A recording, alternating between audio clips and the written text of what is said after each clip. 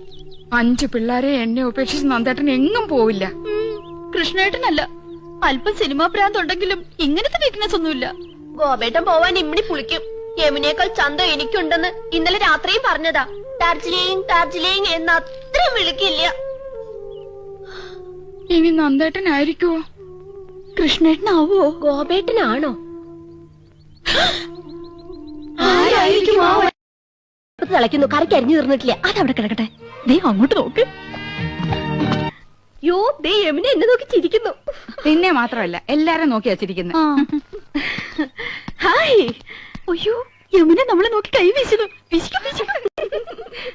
Hi, എന്നെ തെരിയുമാ? എന്നെ അറിയുമോ? Do you know me? അറിയുമോന്നാ ചോദിക്കണേ. അറിയും, നന്നായിട്ട് അറിയും. അയ്യോ സിസ്റ്റേഴ്സ്. മനസ്സിലായില്ലേ? നമ്മള് സിസ്റ്റേഴ്സ് നേഴ്സുമാരാണെന്ന് ചോദിച്ചത്. ഓടി, നമ്മള് സഹോദരിമാരാണെന്നാ ചോദിച്ചേ. അല്ല, ജ്യേഷ്ഠാനിയന്മാരുടെ ഭാര്യമാരാ. നൈസ്. നീങ്ക ഒരേ വീട്ടിലേ കൊടുത്തനോ? കുടിക്കാൻ എന്തോരോ വേണമെന്നാ ചോദിക്കുന്നേ. കാപ്പിണ്ട്, മതിയോ?